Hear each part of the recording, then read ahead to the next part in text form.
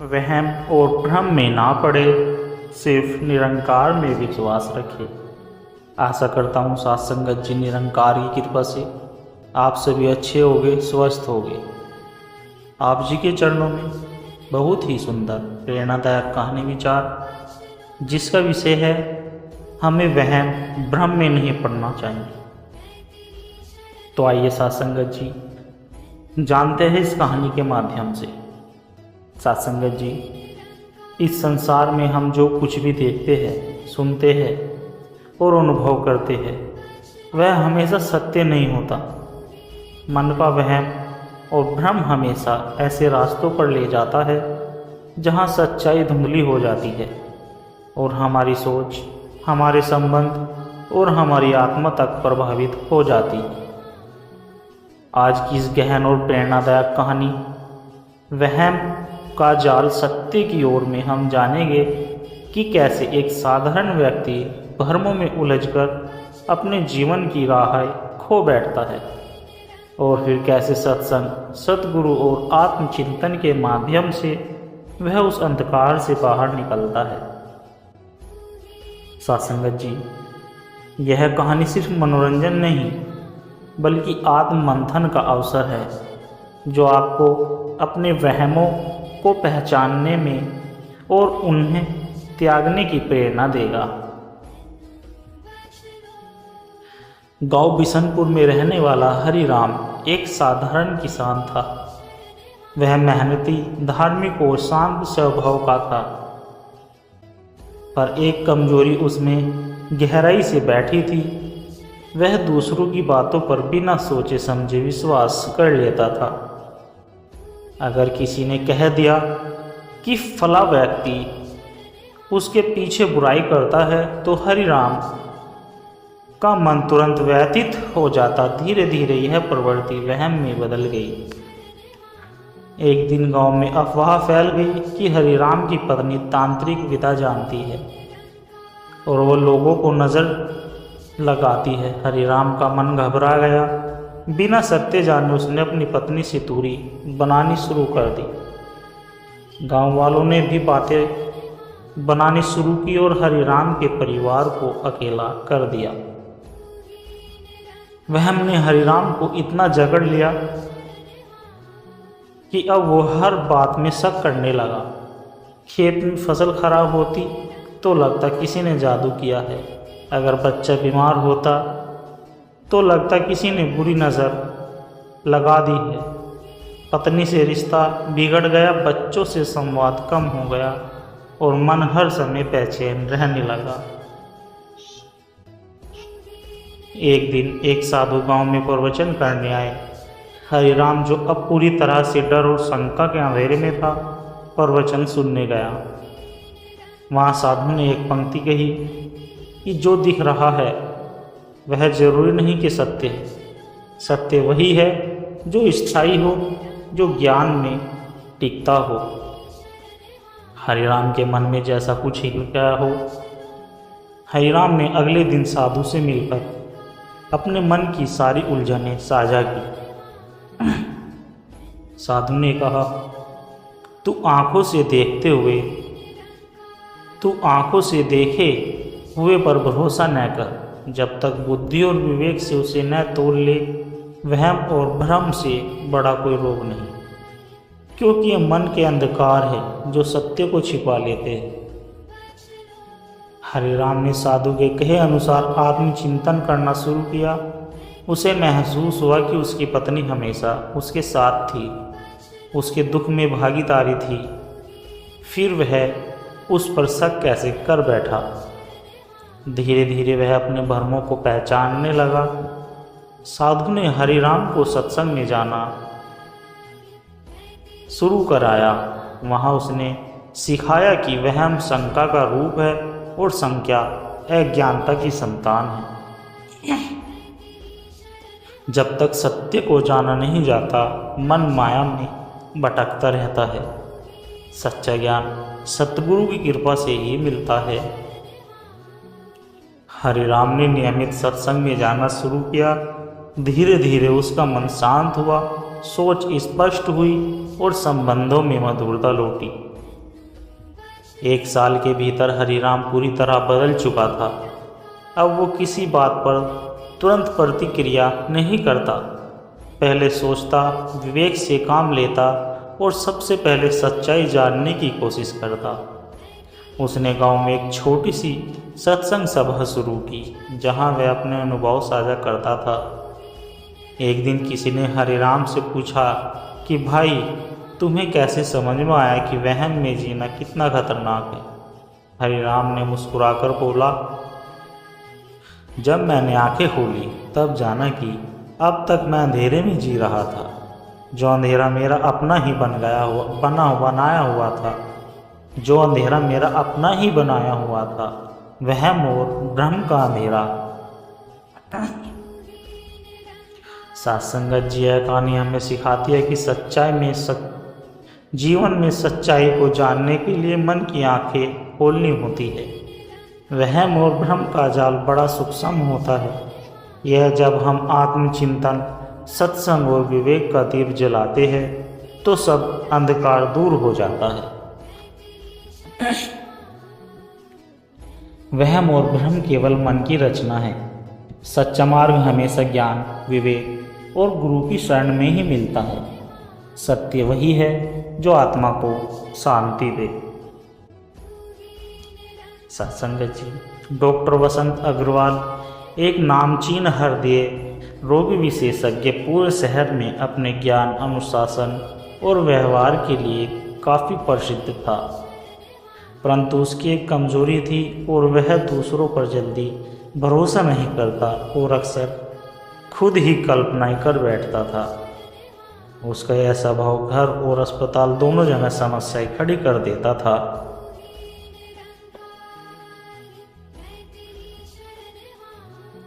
एक दिन उसके क्लिनिक में एक नई नर्स कविता ने काम करना शुरू किया।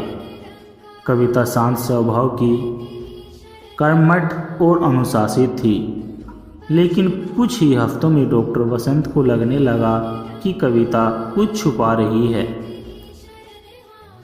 उसने देखा कि वह कभी कभी चुपचाप फ़ोन पर बातें करती है और उसके आने से कुछ मरीज दूसरी जगह शिफ्ट हो जाते हैं। डॉक्टर वसंत ने किसी से कुछ नहीं कहा, पर मन में लगातार शंका करने लगा। कहीं ये किसी गिरोह से तो नहीं जुड़ी हुई है? क्या यह मरीजों की जानकारी किसी और को दे रही है? क्या यह अस्पताल को नुकसान पहुंचा सकती है? इन सवालों ने उसे अंदर से हिला दिया था। उसने कविता से दूरी बनाना शुरू कर दी। सामने मीठा बोलता, लेकिन पीठ पीछे उस पर नज़र रखने लगा। सीसीटीवी कैमरों से उसकी गतिविधियां चेक करने लगा और बाकी स्टाफ से उसके बारे में जानकारी जुटाता रहा। एक दिन अस्पताल में एक बुजुर्ग महिला की हालत गंभीर हो गई। कविता ने तुरंत सीपीआर दिया और उसकी जान बचा ली। सब लोग उसकी तारीफ करने लगे, लेकिन वसंत को यह बात भी खटक गई। हो सकता है यह सब नाटक हो, पहले ही कुछ किया हो जिससे मरीज की हालत बिगड़े। यह सब वह मन ही मन सोचने लगा और पूरी तरह से भ्रम में उलझ चुका था। उसी सप्ताह डॉक्टर वसंत की पत्नी उसे जबरदस्ती एक सत्संग में ले गई। उस सत्संग में संत ने कहा, हम जब किसी पर शक करते हैं तो असल में खुद अपने भीतर की कमजोरी देख रहे होते हैं। वहम एक ऐसा कीड़ा है जो मन की किताब को खा जाता है। ये शब्द वसंत के मन में गूंजने लगे। उसे ऐसा एहसास हुआ कि कविता के बारे में जो कुछ भी सोच रहा था वो उसका अपना भ्रम था, जिसका कोई प्रमाण नहीं था। अगले दिन उसने कविता को अपने ऑफिस में बुलाया और उसकी ज़िंदगी के बारे में जानना चाहा। कविता ने शांत स्वभाव से बताया कि सर, मैं कैंसर से जूझ रही अपनी छोटी बहन का इलाज करवाने के लिए यह नौकरी कर रही हूँ। फ़ोन पर उसी की दवाइयाँ और इलाज की बातें होती है। मैं किसी भी हाल में उसे बचाना चाहती हूँ। अस्पताल में जो अतिरिक्त शिफ्ट लेती हूँ वो बस पैसों के लिए है, ताकि मैं उसके इलाज में मदद कर सकूं। डॉक्टर वसंत स्तब्ध रह गया। यह सब सुनकर उसे अपने भ्रम पर शर्म आने लगी। उसने कविता से माफ़ी मांगी और उसे मदद की पेशकश की। उस दिन के बाद वसंत पूरी तरह बदल गया था। उसने अस्पताल में एक नई नीति बनाई कि किसी के बारे में कोई धारणा न बनाई जाए जब तक सच्चाई सामने न आ जाए। उसने अपनी सोच को साफ किया और संतों की शिक्षाओं को जीवन में अपनाना शुरू किया। डॉक्टर वसंत ने एक मेडिकल कॉन्फ्रेंस में कहा कि हम डॉक्टर हैं, पर सबसे बड़ा इलाज हमें खुद के भीतर करना होता है। अपने भ्रमों का वहम और शक केवल रिश्तों को तोड़ते हैं, विश्वास बनाता है। वह कविता अब अस्पताल की सीनियर नर्स बन चुकी थी। उसकी बहन भी ठीक हो गई थी। डॉक्टर वसंत और उसका परिवार अब संतों के संग जुड़ चुका था और उन्हें जीवन में एक नई रोशनी पा ली थी। सत्संगत जी वहम एक पर्दा है जो सच्चाई को ढक देता है।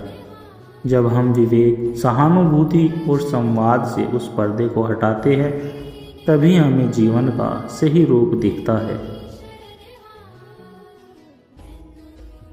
हमें किसी भी व्यक्ति या परिस्थिति को बिना समझे, बिना जाने, सिर्फ वहम और भ्रम के आधार पर नहीं आंकना चाहिए। सच तक पहुंचने का रास्ता सोच समझ और आत्मचिंतन से गुजरता है। सत्संगत जी सच्चे दर्शन की तलाश। इस संसार में हर व्यक्ति किसी न किसी रूप में सत्य की खोज में है। कोई उसे धन में देखता है, कोई प्रतिष्ठा में, कोई रिश्ते में ढूंढता है, लेकिन सच्चा आनंद, सच्ची शांति और सत्य का अनुभव केवल आत्मदर्शन में मिलता है। आज की यह कहानी सच्चे दर्शन की तलाश एक ऐसे व्यक्ति की यात्रा है जिसने भ्रमों और वहमों में जीवन बिताया, पर जब सतगुरु का सानिध्य मिला तब जीवन का हर अंधकार दूर हो गया। अर्जुन एक बड़ा व्यापारी था। धन, सम्मान, परिवार सब कुछ था उसके पास, लेकिन फिर भी उसे रातों में नींद नहीं आती थी। वह सोचता था कि मैं इतना कुछ होने के बाद भी अंदर से खाली क्यों हूँ। वह रोज नई मंदिरों में जाता, कई पंडितों से पूजा करवाता, तावीज़ पहनता, ग्रह नक्षत्रों से डर में जीता। अगर किसी दिन कुछ गलत हो जाए तो वह तुरंत उसे अशुभ संकेत से जोड़ देता था। धीरे धीरे वह वहम और भ्रम के जाल में फंसता गया। एक दिन काम के सिलसिले में अर्जुन को एक दूर दराज गांव में जाना पड़ा। रास्ते में उसकी गाड़ी खराब हो गई। पास ही एक पुराना आश्रम दिखा। वह वहां सहायता मांगने गया। आश्रम में एक वृद्ध संत मिले, शांत, प्रसन्न और तेजस्वी। संत ने अर्जुन को बैठाया, पानी पिलाया और बोले, धन से शरीर चलता है, पर आत्मा को क्या चाहिए, यह कभी सोचा है? अर्जुन थोड़ी देर चुप रहा और फिर बोला, मैं सब कुछ होते हुए भी दुखी हूँ, शायद मेरे ग्रह ठीक नहीं है। संत मुस्कुराए और कहा, वह ग्रह नहीं, तुम्हारा भ्रम है। तुम बाहर खोज रहे हो जो भीतर है। संत ने अर्जुन को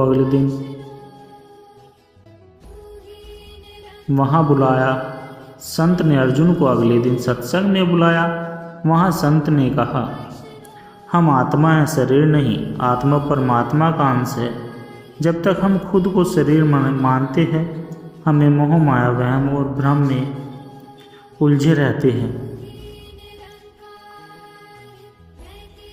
अर्जुन के मन में हलचल होने लगी। क्या मैं अब तक जो कुछ सोचता था वो सब भ्रम था? सत्संग के बाद अर्जुन ने संत से दीक्षा ली और आत्मा के अनुभव की ओर बढ़ा। अब अर्जुन रोज ध्यान करने लगा। उसके मन के भीतर जैसे सफाई होने लगी। जो गुस्सा, जलन, डर और वहम उसे जकड़े हुए थे, वे धीरे धीरे मिटने लगे। एक दिन ध्यान में उसे एक दिव्य अनुभव हुआ। उसे ऐसा लगा जैसे कोई कह रहा हो कि तू जो खोज रहा है वो तू खुद है। तू आत्मा है, शुद्ध है, पूर्ण है। उस दिन के बाद अर्जुन बदल गया। अर्जुन ने अब पूजा पाठ, तावीज, डर से मुक्त होकर जीवन जीना शुरू किया। उसका व्यवहार बदल गया था। वह विनम्र, सहनशील और करुणावान बन गया था। उसने अपने व्यापार में भी ईमानदारी और सेवा का भाव बढ़ाया।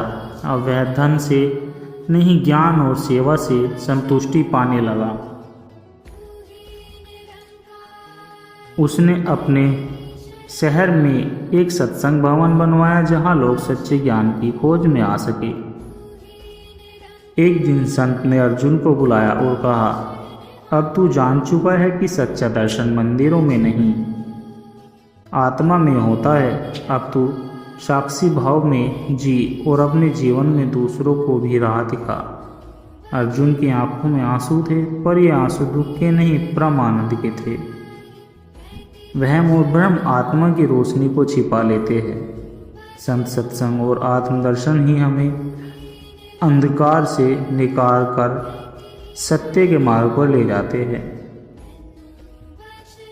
हम बाहर खोजते रहते हैं, पर सच्चा ईश्वर भीतर है।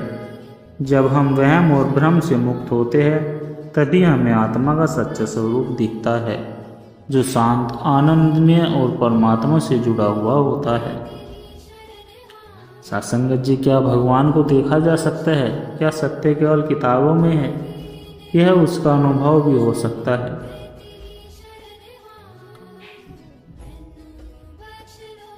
यह प्रश्न सदियों से हर जिज्ञासु आत्मा को मथते आए हैं।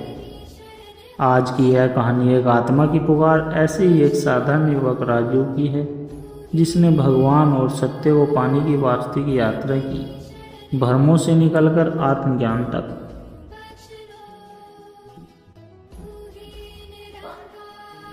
सत्संगत जी, राजू एक पढ़ा लिखा युवक था, इंजीनियर था, लेकिन जीवन में एक अधूरापन था। वह धार्मिक नहीं था, पर भीतर कई सवाल थे। भगवान सच में है या ये सब मन की कल्पना है? अगर है तो दिखते क्यों नहीं है? सत्य क्या है? क्यों हर ईश्वर अलग अलग सत्य की बात करता है? उसके दोस्त मंदिर जाते, व्रत करते, पर राजीव को लगा ये सब बाहरी दिखावा है। उसका मन कहता था, अगर भगवान है तो वे किसी मंदिर या मूर्ति तक सीमित नहीं हो सकते। सत्य किताबों से बड़ा हुआ। एक दिन एक वर्ग साधु स्टेशन के बाहर बैठे दिखे। राजीव उनके पास गया। साधु मुस्कुराए और बोले, तू भीतर जा, तू भीतर जा।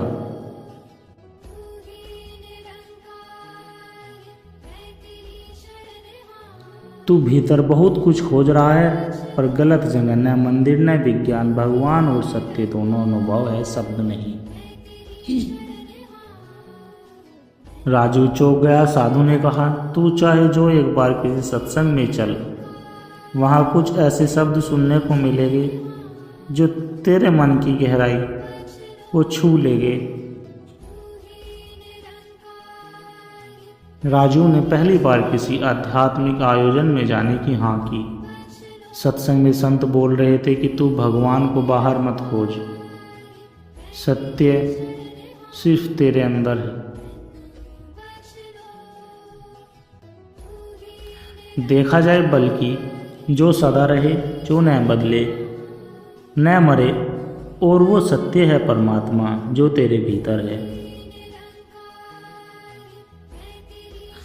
राजीव को एक झटका लगा, क्या मैं खुद ही सत्य का हिस्सा हूँ? वह सत्संग में नियमित जाने लगा।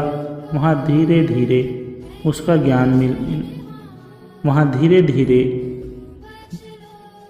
ज्ञान मिलने लगा। भगवान कोई बाहरी शक्ति नहीं, बल्कि चेतना का वंश है जो हर प्राणी में विद्यमान है।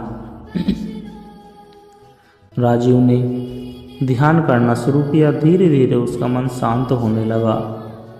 एक दिन ध्यान में उसे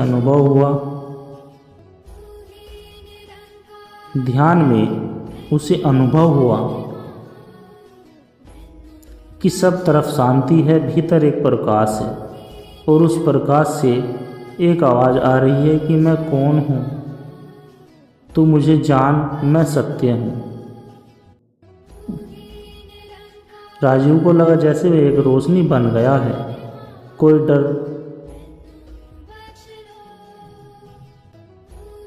डर नहीं, कोई भ्रम नहीं। उसे लगा कि सत्य केवल विचार नहीं, अनुभव है और भगवान कोई मूर्ति नहीं बल्कि अहंकार रहित चेतना है। अब राजीव में करुणा आ गई थी।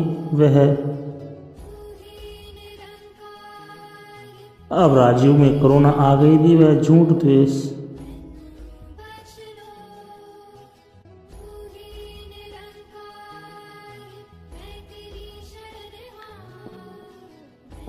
और लालच से दूर होने लगा।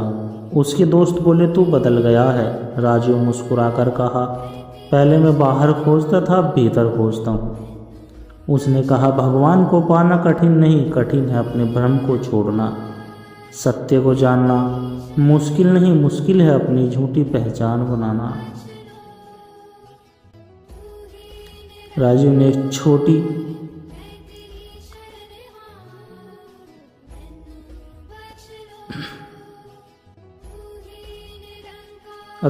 एक छोटी सी सत्संग मंडली शुरू की, जहां वह अपने अनुभवों को लोगों से साझा करता और कहता, भगवान को पाने के लिए मंदिरों की नहीं, सच्चे मार्गदर्शन की जरूरत होती है और सत्य को समझने के लिए ज्ञान की नहीं, अनुभव की जरूरत है। लोग उसकी बातों को सुनकर भाव विभोर हो जाते थे। एक दिन राजीव ध्यान में पूर्ण स्थिर हुआ। वह सब कुछ भूल गया, नाम, शरीर, संसार, सिर्फ एक शुद्ध प्रकाश, एक चेतना का अनुभव हुआ। जब ध्यान टूटा तो वह मुस्कुराया और बोला, अब मुझे कुछ नहीं चाहिए, मैंने भगवान को पा लिया है और वह कोई बाहर नहीं बल्कि मैं स्वयं हूँ। भगवान और सत्य अलग अलग नहीं हैं। जो सत्य है वही परमात्मा है और वह हर आत्मा के भीतर विद्यमान है। जो सत्य को जान ले वही सच्चे भगवान को पा लेता है। सत्संगत जी, भगवान को बाहर मत ढूंढो और सत्य को शब्दों में मत बांधो। जब भीतर की आँख खुलती है तभी सच्चे भगवान और सच्चे सत्य के दर्शन होते हैं। सत्संगत जी, दास के द्वारा कहे गए प्रेरणादायक कहानी विचार यदि आप जी को अच्छे लगे हो तो वीडियो को लाइक करें, शेयर करें और कमेंट्स बॉक्स में धन निरंकार जी जरूर लिख दें और दास को आशीर्वाद दे कि हर रोज आप जी के चरणों में ऐसे ही प्रेरणादायक कहानी विचार लेकर आता रहूं। सत्संगत जी, प्यार से कहना, धन निरंकार जी।